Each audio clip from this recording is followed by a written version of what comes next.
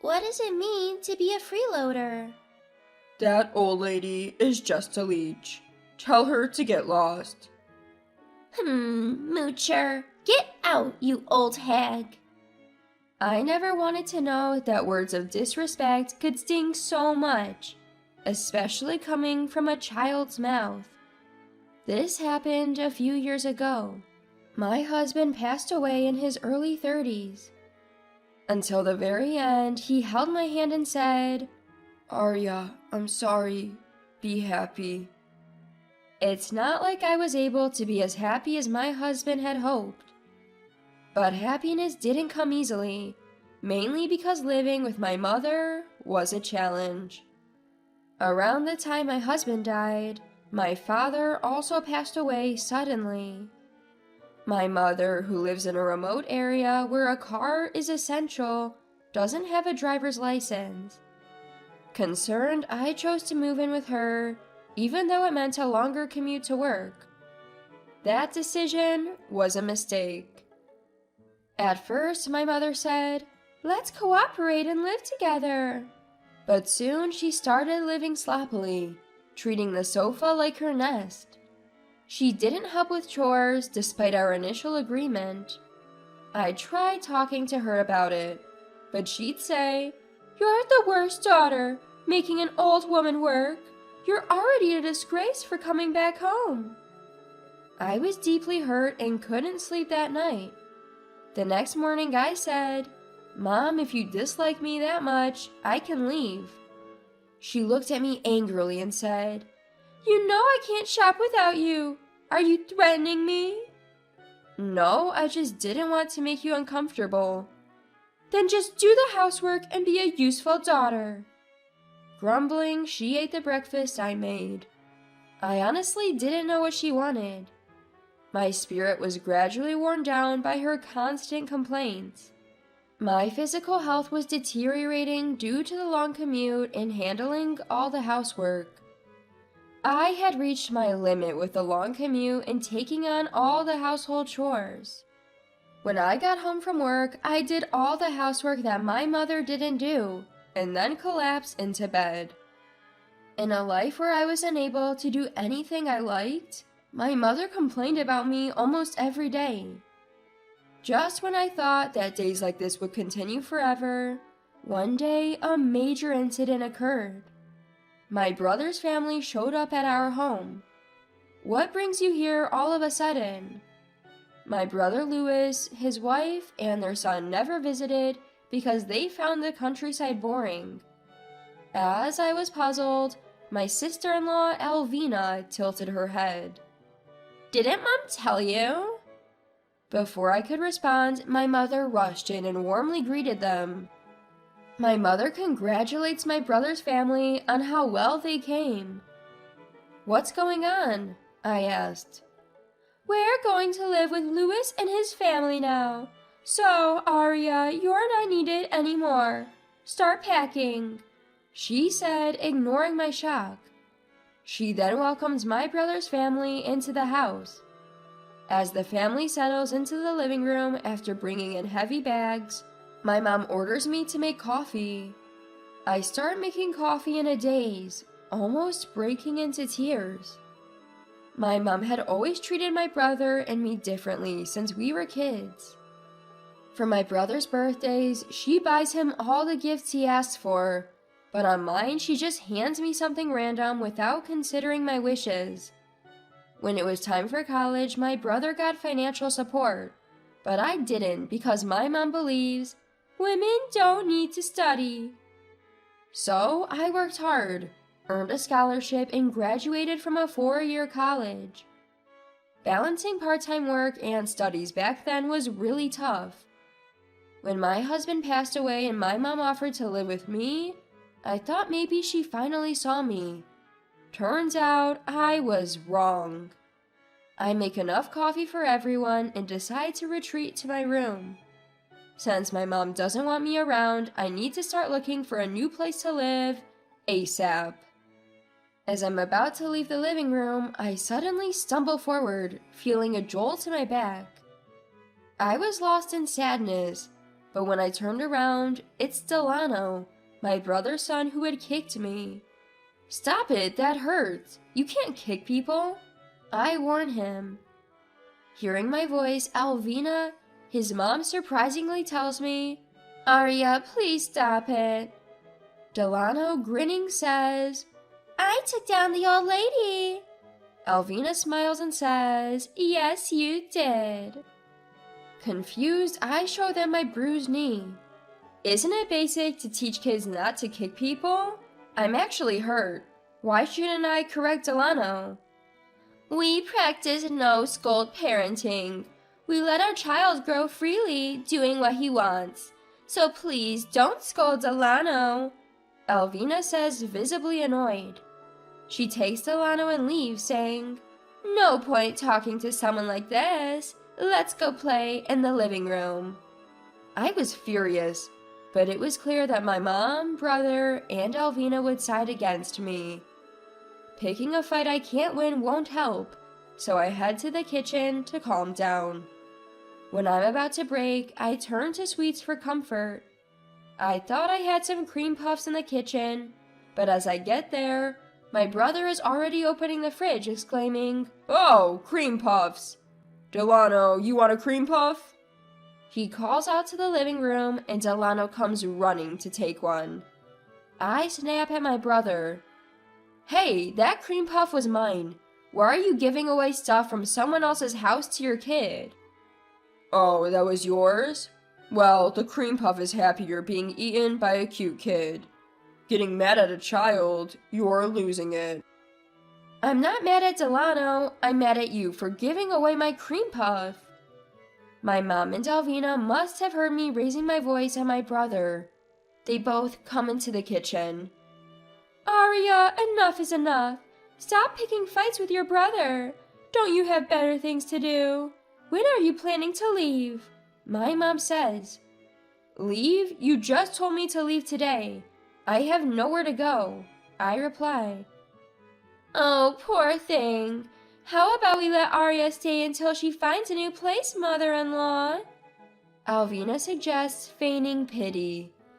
My mom reluctantly agrees, saying, "Alvina, you're so kind."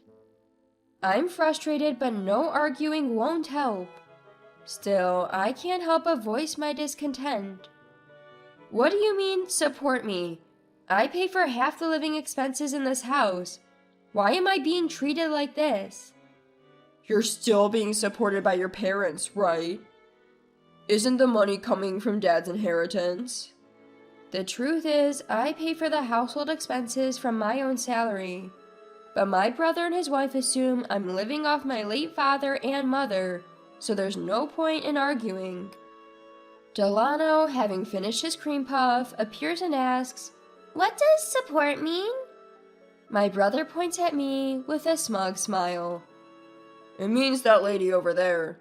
She's a loser who needs to be supported. Tell her to leave." "Huh, freeloader, get out, old lady." I never knew how much it could hurt to be insulted by a child. My sadness turns into boiling rage. I start to feel that I can't forgive my mother, brother, and his family. Fine, I'll leave as soon as I find a new place. But I'm taking everything I brought with me. That's okay, right, big brother? "Sure, go ahead." He says, mocking me. My anger peaks. I vow never to forgive them. I make plans and decide to move out as soon as possible. On moving day, I gift my mom and my brother's family a vacation as a final act of filial piety. They happily go on the trip, but they're in for a surprise when they return. I complete the move, imagining their shocked faces. I leave a notebook in the living room and head to my new home, full of spirit. The next night, I get a frantic call from Alvina. "Arya, what's going on? The house is empty." I bet they're panicking. Everything from the fridge to the washing machine is gone. I had warned my brother that I'd take everything I bought. I simply followed through. When I moved in, everything was old, so I replaced it all. My mom knew this. I hear Alvina screaming at my mom. Why didn't you stop Arya? My mom's pathetic response comes through. I never thought she'd actually do it. I can hear Delano crying in the background. They're in more chaos than I imagined. Arya says she bought everything herself, but there's no proof. Didn't she buy it all with Dad's inheritance? My father left no inheritance. You and my brother left right after the funeral, so you probably didn't know. There's no way you could afford to send us that much money just from your pension, Alvina argues. That money was from me, I clarify. What? Alvina sounds dumbfounded. I paid it. Check the notebook in the living room, I instruct. The notebook contains all the receipts for everything I bought for the household. Alvina sees it and stammers, What does this mean? I explain, I have more money than you and my brother think. I never got help with college tuition and felt frustrated because of it. But I used that frustration as fuel, working hard during job hunting, and landed a job at a top-tier company. Being used to hard work, I excelled at my job and am the only woman among my peers on a fast track to promotion. My mom and brother never showed interest in where I work, so I never bothered telling them. When Alvina relayed this over the phone, both my mom and brother seemed shaken, but I felt no obligation to continue the conversation. So feel free to live your life without the burden of supporting me, I said and hung up. That night, I slept well in a quiet home for the first time in a while. It was a truly peaceful night, free from being kicked or hit by my nephew, and without anyone telling me to leave. A few days of peace followed. Then my mom and brother's family somehow found out where I lived and showed up. When I asked through the doorbell, "What do you want?" my brother pleaded. Please give back the appliances or lend us money to buy new ones. We're at our limit. I had assumed my brother could manage, but it turns out he quit his job when they moved here. When I return home, my rent is $0. They thought they could live off my mom's pension and my dad's inheritance. When I laughed at their foolishness, my brother got angry and started yelling, but I ignored him and called the police. Sorry, there's a commotion at my apartment entrance and it's frightening. Could you come? The police arrived within minutes. As I live near a police box, security is outstanding. I had anticipated my family would follow me, so I deliberately told friends where I was moving. I chose an apartment close to a police station. I had decided that if my mom and my brother's family showed up, I'd immediately involve the police. Sure enough, they got a stern warning from the police and left in a hurry. After the police got involved, I knew my mom and brother's family would never bother me again. I blocked their phone numbers and mail accounts, successfully cutting ties with them. I later heard about my mom and brother's family from local friends. My brother, it seems, is working part-time at a grocery store 90 minutes away by car from our hometown. He's so incompetent that he gets yelled at every day. But in that rural area, there's nowhere else to work. He's clinging to his job, constantly getting scolded by a younger manager. My nephew Delano started kindergarten, but is struggling to make friends. Thanks to Alvina's lax parenting, Delano has become so spoiled that he's hitting his friends, just like he used to do to me.